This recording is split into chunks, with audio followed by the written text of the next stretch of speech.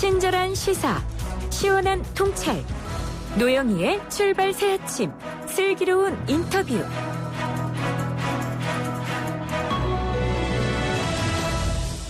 네, 어제 고 박원순 서울시장 연결식 이후에 박원순 서울시장을 성폭력 특례법 위반 혐의로 고소한 피해 호소인 측의 기자회견이 있었습니다. 지금 스튜디오에는요, 서혜진 한국여성변호사회 인권이사님 나오셨는데요. 어제는 한국여성변호사회에서 또 피해자를 위해서 성명서를 또 내기도 했습니다. 성명서 내용이 어떤지 좀 한번 여쭤보고요. 해당 직원이 어떻게 피해를 호소했고 그동안의 문제 해결이 왜 되지 않았는지 이런 여러 가지 이유들을 한번 나눠보도록 하겠습니다. 변호사님 안녕하세요. 네, 안녕하세요. 네, 어제 고 박원순 시장 연결식이 있었는데요. 사실 지난 9일부터 어제 이르기까지 정말 너무 급박한 상황들이 많이 벌어졌지 않습니까? 어떻게 보셨습니까? 사실 연결식을 하기까지 장례 형식이라든지 조문에 대한 찬반 여론 이런 것들은 상당히 이제 시끄럽고 문제가 많았었죠. 근데 저는 개인적으로 연결식을 지켜보지는 않았습니다만은 어찌되었든 이 장례 기간 동안 이제 박원순 시장에 대한 이제 국민들 각자의 가치관과 철학에 따라서 이 고인에 대한 어떤 공과를 평가했던 시간을 갖지 않았을까라는 생각을 해봤습니다. 네, 그랬군요. 여기 대해서 이제 두둔하는 측과 그러니까 피해자를 두둔하는 측과 또 박원순 시장을 지지하는 측이 조금 서로 많이 다른 것 같더라고요. 그래서 좀 갈등도 많이 야기가 되는 것 같고 2차 가해도 이어지는 것 같고요. 이건 어떻게 보세요? 일단 조문의 형식 조문을 하느냐 안 하느냐 이 문제부터 상당히 정치인들이 대부분이기 때문에 이런 조문의 행위 자체가 좀 정치적으로 받아들였을 수 있고 이 부분에 대해서 어떤 고소인에 대한 배려가 없는 행동이 아니냐 이런 지적도 많았고 네. 또 이제 박원순 시장의 어떤 좀 지지하는 측에서는 이건 당연히 사망한 사건에 대해서 어떤 고인에 대한 최소한의 애도의 형식인데 여기에 큰 어떤 정치적인 의미를 부여하지 말아달라 이런 얘기도 있었죠. 그리고 네. 여러 가지 얘기가 사실 있었지만은 결국에는 이 부분에 대해서는 우리 사회가 앞으로 좀 논쟁을 통해서 좀 풀어야 될 문제라고 생각을 합니다. 네, 그렇군요. 자, 한번 본격적으로 얘기를 한번 해보겠습니다. 어제 2시에 기자회견을 했습니다. 김재련 변호사가 중심이 돼서 말하기도 했고, 또 여성의전화 성폭력 상담소의 그런 분들이 대신해서 말들을 많이 했는데요. 상세한 내용은 말하지 못하겠다고 했지만, 어제 나온 내용만 보더라도 사실은 조금 충격적이긴 했습니다. 피해 여성 무릎에 멍이 들었으니까 여기 대해서 먼저 어쩌고저쩌고 하면서 입술을 접촉했다. 지문을 침실에서 안아달라고 했다. 텔레그램을 통해 음란한 문제를 보냈다. 이런 정도의 내용이었는데요. 이건 어떻게 보세요? 이 얘기 자체가 대리인을 통한 제가 봤을 땐 극히 일부의 피해 진술이었다고 저는 생각이 들어요. 극히 일부군요. 예, 모든 것을 다 얘기하기는 상당히 부담스러웠을 거라고 생각을 하고요. 네. 일부의 고소장을 통해서 이제 고소 사실로 적시한 것 중에 이제 일부 그리고 얘기해도 될 만하다 싶은 것들에 대해서 이제 먼저 얘기를 하신 것 같고. 그러니까 수위가 높거나 뭔가 이상한 거는 아직 말도 안 했다는 거예요? 아직 말을 하지 않았을 가능성이 좀 높다고 생각을 합니다. 이 기자회견이 사실 어제 한 번으로 끝날 것 같지도 않고요. 네. 예, 앞으로도 어쨌든 고소인 측에서 요구사항이나 요청사항이 있었기 때문에 네. 이런 것들이 제대로 좀 이루어지지 않는다면 고소인 측에서 당연히 또 몇 번의 기자회견을 더 할 수도 있다고 저는 생각이 들거든요. 그래서 당연히 어쨌든 아직은 사실상 수사가 공식적으로도 종결된 것이 아니기 때문에 네. 고소인 입장에서도 모든 고소 내용을 사실은 이 기자회견을 통해서 말하는 것에 좀 부담이 있었을 거라고 생각을 하기 때문에 좀 극히 일부의 사실만 일단 이야기하지 않았나라고 저는 그렇게 봤습니다. 그런데 어제 그 기자회견을 본 사람들 중에 일부는 또 이런 얘기를 하더라고요. 변호인이 증거라고 냈던 것 중에 하나가 그 텔레그램 방에서 초대한다라고 하는 그런 비밀방으로 초대한다라고 하는 그 메시지가 뜬 캡처 화면을 어제 증거를 냈잖아요. 네네. 근데 그걸 보고서 아니 텔레그램 방에서 비밀방으로 초대한 거가 무슨 증거가 되느냐 이제 이런 얘기를 하면서 여성분이 너무 오버한다 이런 지적을 하기도 했거든요. 이건 어떻게 보세요? 제가 볼 때는 그 증거의 제시도 좀 어느 정도 일부분만 하지 않았을까 생각을 합니다. 왜냐하면 그 자리에서 사실 모든 거를 다 얘기를 할 수 있는 상황도 아니고 또 어제는 어쨌든 이런 사건이 불거지고 나서 최초로 이제 고소인의 입장을 밝히는 자리였기 때문에 고소인의 어떤 심경이라든지 이 상황에 대한 의견 정도의 표명이 더 좀 표명에 좀 더 방점을 찍은 기자회견이 아니었나 생각을 하거든요. 그러니까 물론 증거를 좀 더 제시하라, 그렇게 좀 우리를 설득하라, 이런 입장도 분명히 있는 것이고, 또 뭐 어떤 포털 사이트 보면 그런 것들이 이제 댓글의 상위에 랭킹이 되어 있어요. 그러면 물론 증거의 제시도 중요한 상황이지만, 어떻게 보면은 이제 고소인도 이런 관련된 증거를 어느 정도 확보를 하고, 뭐 예를 들어 사설 복구 업체에 어느 정도 자신의 스마트폰은 좀 복구하는 작업을 하고, 이런 거를 좀 확보를 해서 저는 수사기관에 제출을 했다고 생각을 하거든요.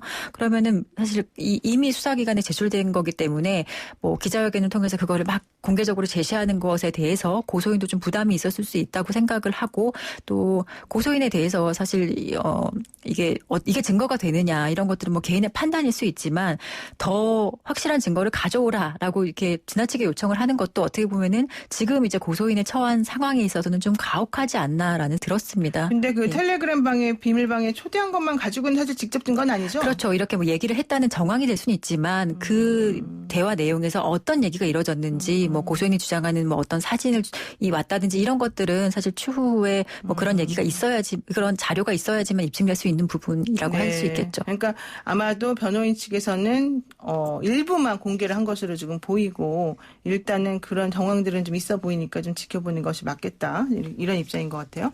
자, 그런데 피해 호소인이 4년에 걸쳐 지속적인 성추행을 당했다고 주장을 하면서요, 곧바로 고소하지 못한 이유는 뭐 내부의 도움을 요청했지만 뭐 시장이 그럴 사람이 아니다라든가, 뭐 비서는 원래 심기를 보좌하는 역할인데 뭐 그 정도는 참아야 된다라든가, 뭐 이런 얘기를 했다는 거예요. 그래서 부서를 옮겨달라고 했더니 그것마저 허락하지 않았다라는 건데요.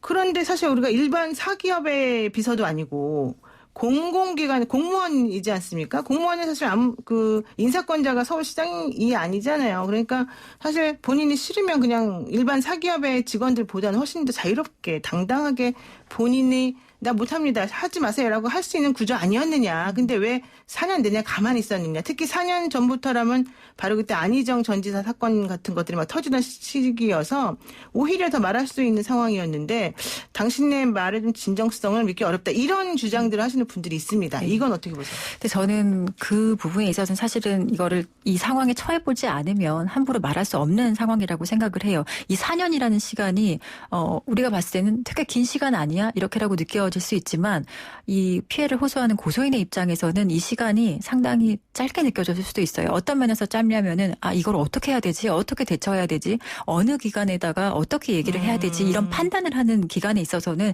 사실 4년이 이 친구한테는 그렇게 저는 긴 시간이었다고는 생각을 하지 않거든요. 그리고 저는 뭐 이런 주변의 방관자들의 존재, 그리고 어떻게 보면은 적극적으로 이 사건을 좀 헤쳐나가지 못했던 주변인들의 이런 발언, 언행 이 사실은 전형적인 어떤 권력형 성폭력의 특징이라고 생각을 해요. 그래서 조직 내 이런 방관자들의 행동이 비록 이게 사기업이 아니라 정말 신분의 안정이 보장된 공무원이라고 할지라도 피해자들은 이런 행동이 주변에서 이런 반응이 왔을 때 상당히 무력감을 느끼거든요. 이 무력감을 느끼기 때문에 내 행동에 대해서 다시 한번 돌아보게 되고 선택하는 데 장애가 있게 되는 거예요. 그리고 무엇보다도 이 사건은 지방자치단체의 장이 소속 직원에게 이런 행동을 한 사건이에요. 어떤 기관의 기관장이 성희롱 성폭력 사건의 가해자가 됐을 때 그 내부에 얼마나 완벽한 시스템이 갖춰져 있다고 하더라도 기관장이 당사자가 됐다고 했을 때는 이런 시스템, 뭐 어떤 성폭력 성희롱 사건 그 처리하는 그런 제도가 전혀 작동하지 않을 수 있다. 그거를 참 여실히 보여주는 대표적인 사례라고 저는 생각을 합니다. 그렇군요. 자, 그런데 또 하나 안타까운 점이 있어요. 피해 호소인이 인권위에 진정을 했다는 거예요, 이달 초에. 근데 일주일째 해당 사건이 그냥 접수 중으로만 떴다는 겁니다. 이게 파급이 상당히 큰 사건일 텐데 왜 인권위는 가만히 있었을까요? 뭐 이달 초라고 하고 뭐 언제 진정을 했는지 그 시기에 대해서는 밝히지는 않았어요. 그리고 뭐 인권위도 뭐 접수 단계다 아직까지 이렇게 얘기를 하고 있는데, 인권위도 물론 이거를 접수를 받고 상당히 고민을 많이 했을 거라고 생각은 해요. 그렇지만 뭐 그리고 실제로 이제 고소인이 조사한 고소를 한 시점과 인권위에 진정을 한 그 시점이 그렇게 크게 차이 날 것 같지는 않은데, 그래서 뭐 후속 조치가 미흡하다는 점을 사실 섣불리 단정해서 말씀드리기는 어렵습니다만은, 그래도 인권위가 이런 부분에 있어서 바로 접수를 했을 때 이 상황을 알았더라면 사실 사건의 심각성은 누구보다도 빨리 인지를 했을 거라고 생각을 하거든요. 그렇다면 뭐 어쨌든 적극적인 후속 조치의 하나로 뭐 어떤 서울시에 대해서 조사를 빨리 진행을 한다든지 개시를 한다든지 이런 상황이 있었다면 조금 지금과 같은 상황에서 좀 변화가 있거나 좀 달라지는 상황을 맞이하지는 않았을까라는 아쉬움이 있기는 합니다. 그렇군요. 또 피해 호소인은 이렇게 얘기합니다. 용기 내서 고소장을 접수하고 밤샘 조사를 받으면서 시장은 스스로 인간의 존엄을 내려놓은 것으로 자기는 본다. 이렇게 얘기하는데 그러면서 이게 그 시장이 극단적 선택을 하게 된 이유 중에 하나가 본인이 그렇게 고소를 했고 밤새 조사를 받아서 이제 얼마 안 있으면 당신에게 뭔가 갈 거라는 그런 정보가 새어나갔기 때문이 아니냐 이런 의혹을 지금 제기하는 거잖아요. 네.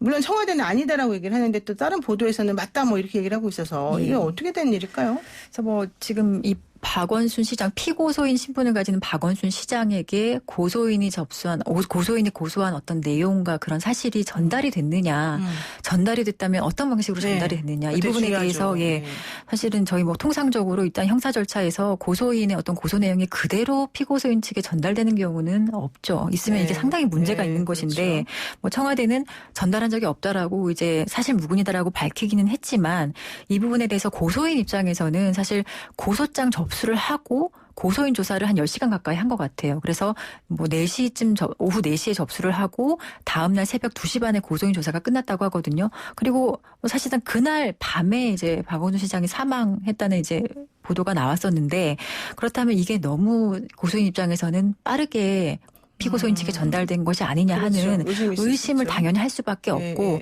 또 이렇게 피고소인 측이 좀 유력한 상대방이라든지 뭐 저명한 공인이라든지 이런 경우에는 고소하는 사람 입장에서는 내가 고소하는 사실이 이 사람한테 어떤 경로를 통해서 좀 가는 거 아닐까. 그래서 뭐 고소의 내용이라든지 증거자료 하나하나 내는 게 사실은 고민이 될 수밖에 없거든요. 그래서 이것도 하여튼 그런 맥락에서 고소인 측에서 좀 의혹을 제기하는 것이라고 보여지고. 예. 알겠습니다. 예, 오늘 말씀 여기까지 드려야 될 것 같고요. 저희가 자세한 사항은 다시 한번 시간을 마련해서 한번 모시도록 하겠습니다. 고맙습니다. 네, 감사합니다. 네, 지금까지 서혜진 한국여성변호사회 인권이사였습니다.